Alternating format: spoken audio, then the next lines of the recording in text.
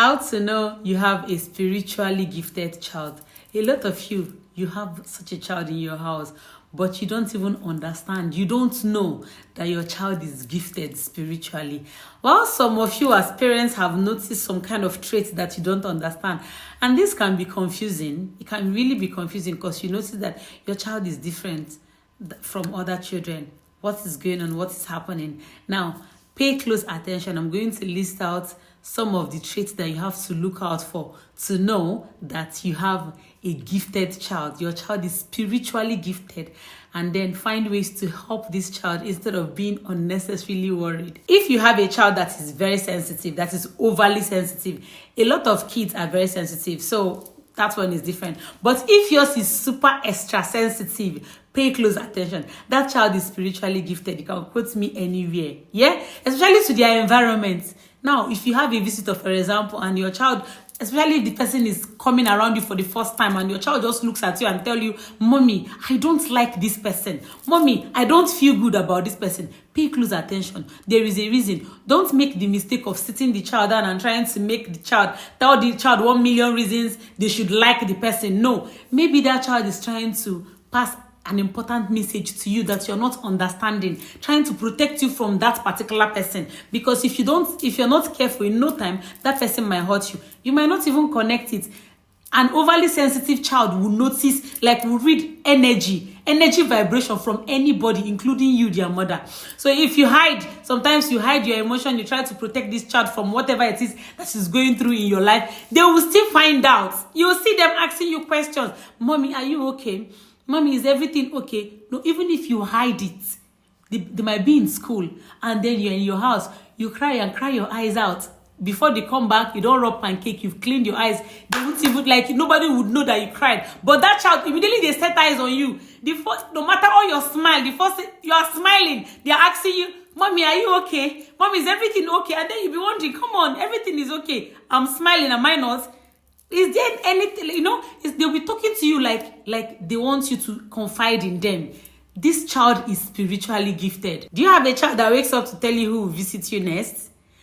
Out of the blues, without any prior conversation, she walks up to you and says, Mommy, Uncle Sam will come to our house today. Or Auntie Mabel will call you on the phone today. And you'll be like, go and sit down, how do you know? Before you know it, Uncle Sam will pay you a visit. Or Auntie Mabel will call you on the phone. And then you'll be like, my daughter said you come. I didn't even take her serious. Take her serious. You have a gifted child living with you. And these children have very vivid imaginations. And they have clear dreams. When they dream and wake up and tell you their dreams, it's like they'll be narrating like the events happened. Pay close attention to kids like this, yeah? They read off of energies. They connect to positive vibration. Even negative vibration, they connect. They know the person that is not good for you at that moment. And they find ways to tell you. They find ways to tell you what is happening around you. But you will not see it. You will not understand because what do you know? Maybe a 7, 8, or 9-year-old child is trying to pass this kind of information to you. You as a mother, especially an African mother, the next thing, come and tap the channel, what do you know? And then these things are happening. You know that so many gifted, so many spiritual kids that live in people's homes. It's not in every home, but in a lot of people's homes. They try to tell you how to prevent bad things from happening. But because you don't pay close attention, you allow those things happen. You do not know that this child of yours is extremely spiritually gifted. She or he is there to protect you, to pass on these messages to you. And they hear voices too. They hear voices. If you have like a grandma or auntie or somebody that passed away in your family, these kids can connect to them. They can send messages to these children and they'll come to tell you. They'll come to say things like that to you and then you hush them or you shun them. Imagine maybe your mother or your father has passed and then your child is coming to tell you, Grandma said I should tell you this. Grandma said, come on, shut up. You might even take them to deliverance, take them to church and start praying for them. You don't know that this is a full packaged blessing that God has delivered to your womb, and you bettered, you brought forth into the earth, and then you should nurture this child very, very well.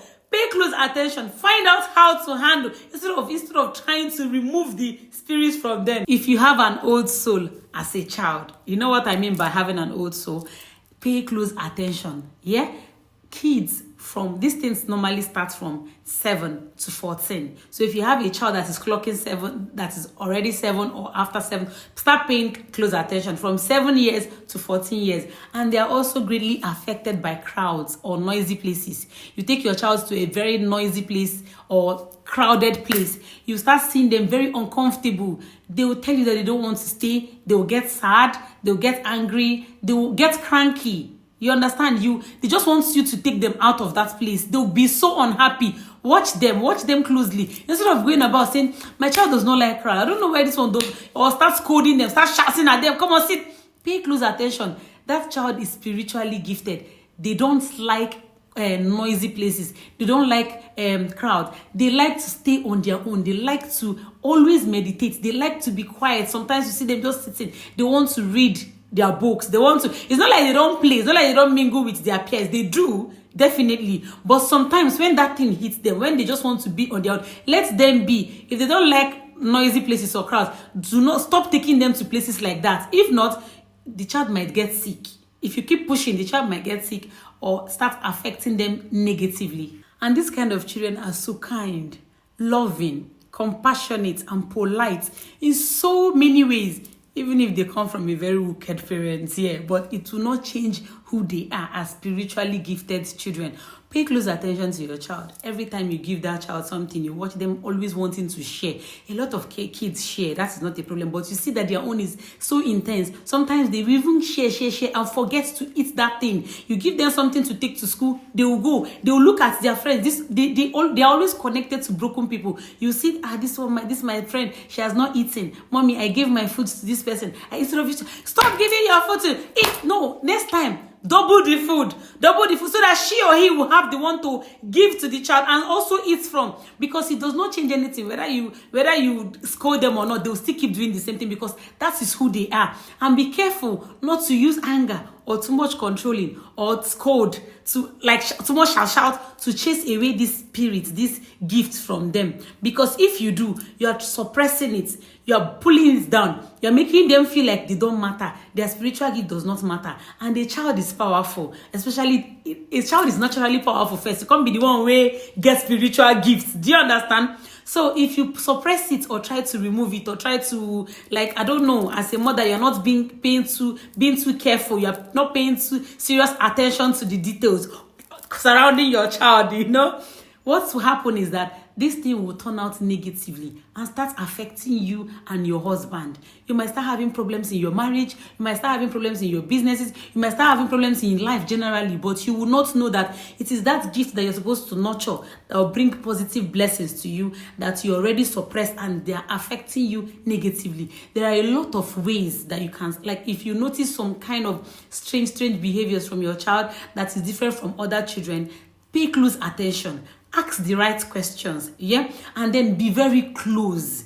Be very, very close to that child. Have a conversation with your child like you're talking to your fellow adults. Don't just think that you're a baby, you will not understand, or you're just 7, you're 8. Like I said earlier, it's between 7 to 14 years. That is when you notice these attributes in them. Now, that for the gifts to thrive beyond 14 years is how you handle it as their parents. But if you are not able to handle it, by the time they get to that 14 and you're not able to handle their spiritual, help them nurture it, it will dissipate. That gift will leave them and you will not like it. I'm telling you. So pay close attention to your child, monitor them very well. You might have, as you're watching this, you might even have one spiritually gifted child living with you in your house.